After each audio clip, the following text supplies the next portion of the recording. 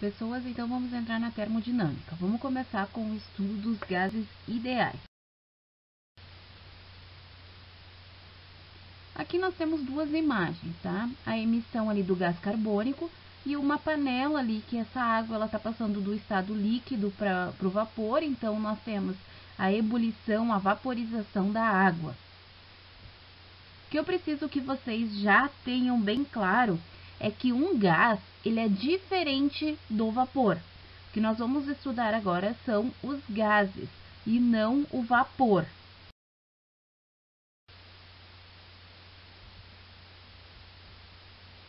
Por exemplo, nós temos bolhas formadas ao aquecer a água e nós temos as bolhas existentes no interior de um copo de refrigerante. Então, nós temos ali o vapor das bolhas da água formada e nós temos um gás ali existente no refrigerante.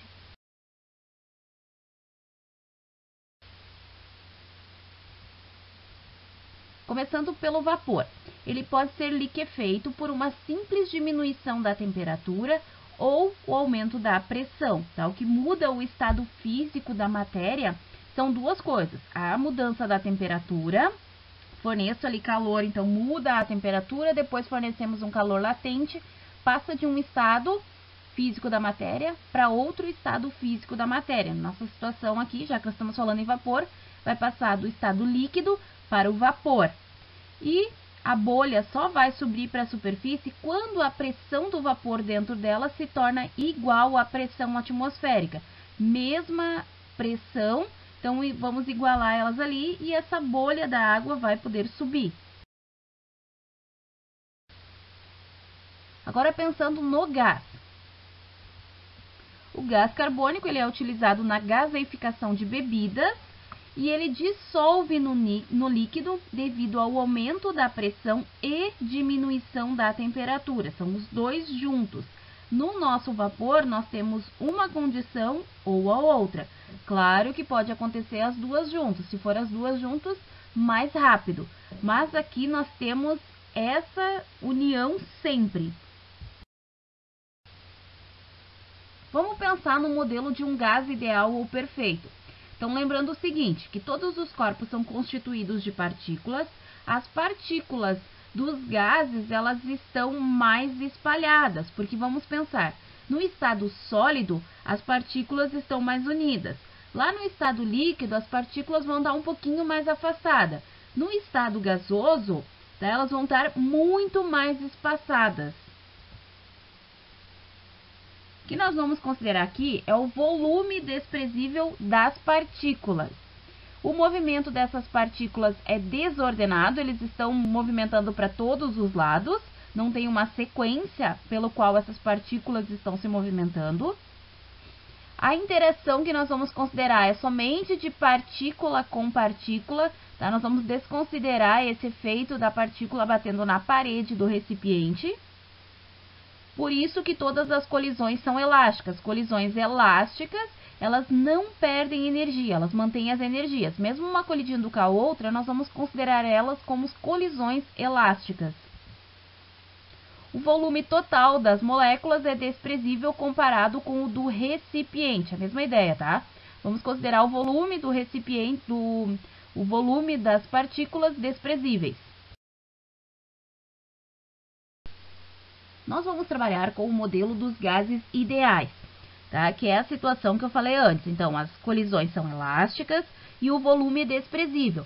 Se nós fôssemos trabalhar com um modelo real, o modelo real ele funciona a uma alta temperatura e a uma baixa pressão. Então, nós iríamos considerar o volume das partículas e nós também iríamos considerar as colisões.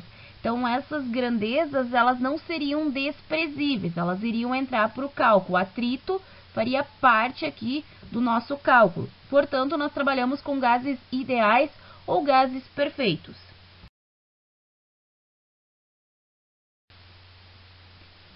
Temos três variáveis de estado. A primeira que nós vamos trabalhar é a temperatura. A temperatura, lembrando que temperatura é o grau de agitação das partículas, e a temperatura ela é diretamente proporcional à energia cinética.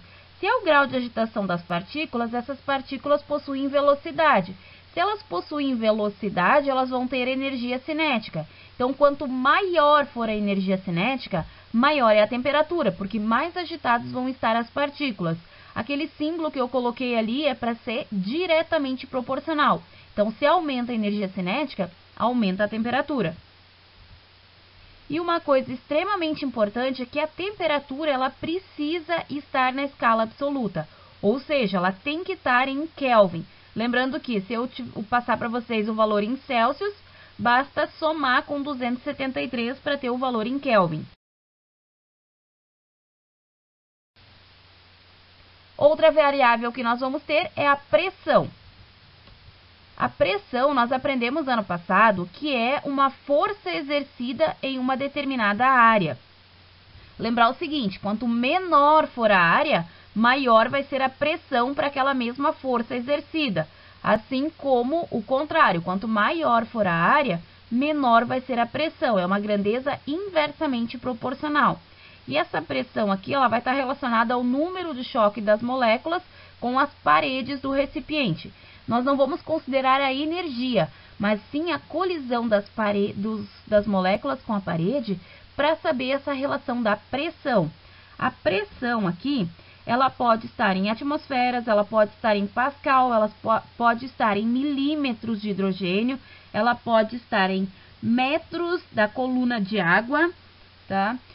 Lembrando que no sistema internacional nós usamos pascal, porque pascal é Newton por metro quadrado.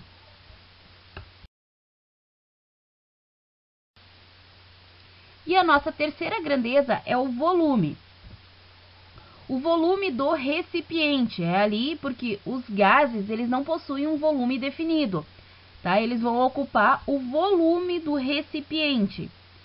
Lembrando o seguinte, que 1 metro cúbico equivale a 1000 litros, 1 decímetro cúbico equivale a 1 litro, que equivale a 1000 centímetros cúbicos e que equivale a 1000 ml. Então, centímetros cúbicos e ml são iguais.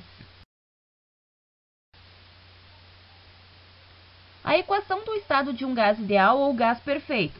Vamos pensar o seguinte, quanto mais batem nas paredes, mais agitadas vão ficar as partículas. Então, a pressão ela é diretamente proporcional à temperatura.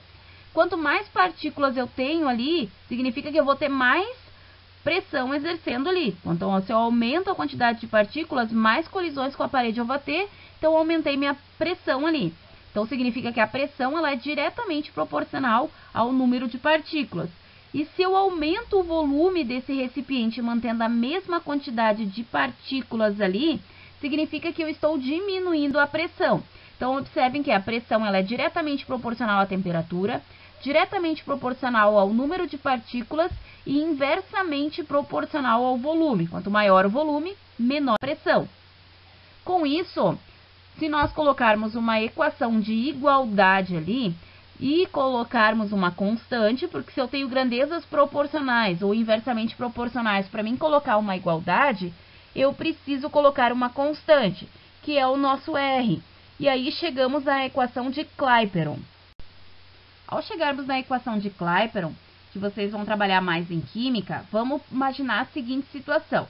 Nós temos inicialmente um local onde eu tenho um determinado número de partículas e eu não vou mudar esse número de partículas. Observem ali nos dois desenhos que é sempre a mesma quantidade de partículas. Esse corpo ele vai ter uma pressão inicial, um volume inicial e uma temperatura inicial. Mudei a questão dessa partícula ali, mudei a agitação, mudei a temperatura, alguma coisa foi alterada. Então, agora eu vou ter uma nova pressão, um novo volume e uma nova temperatura. Colocando essas informações na equação de Clapeyron. Pressão inicial, volume inicial vai ser igual ao número de partículas vezes a constante vezes a temperatura inicial.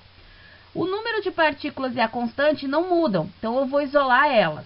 Número de partículas vezes a constante vai ser igual a pressão inicial vezes o volume inicial dividido pela temperatura inicial. Agora vamos fazer a mesma situação na segunda figura ali, que eu considerei como o final. Então, a equação de Clapeyron, a pressão é a final, volume final, igual ao número de partículas vezes a constante vezes a temperatura final.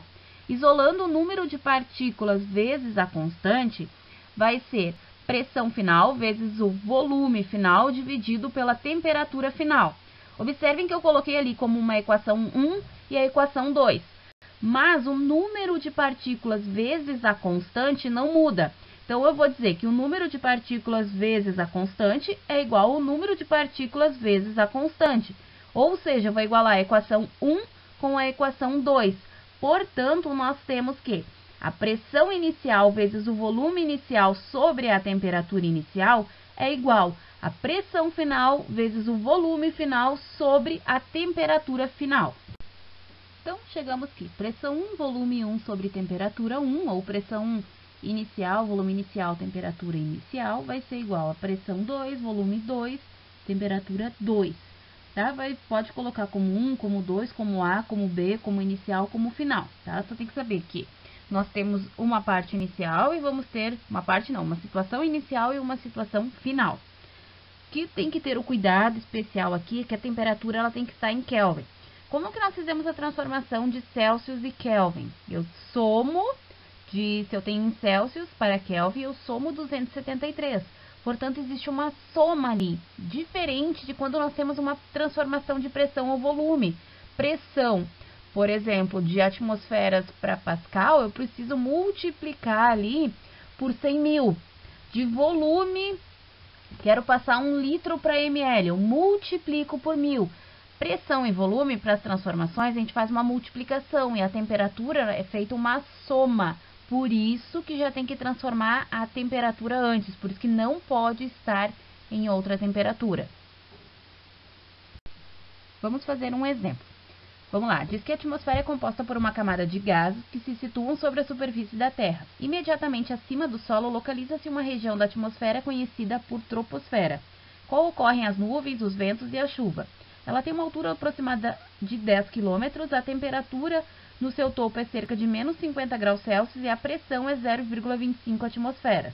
Se um balão resistente a essas pressões, cheio com gás hélio, até um volume de 10 litros a uma atmosfera e 27 graus Celsius for solto, qual será o volume deste balão ao chegar ao topo da troposfera? Então, quais são as informações que nós temos? Lá no início, quando o balão vai ser solto, nós temos que o volume dele é 10 litros, está na pressão de uma atmosfera, temperatura de 27 graus Celsius, então mais 273, temos 300 Kelvin.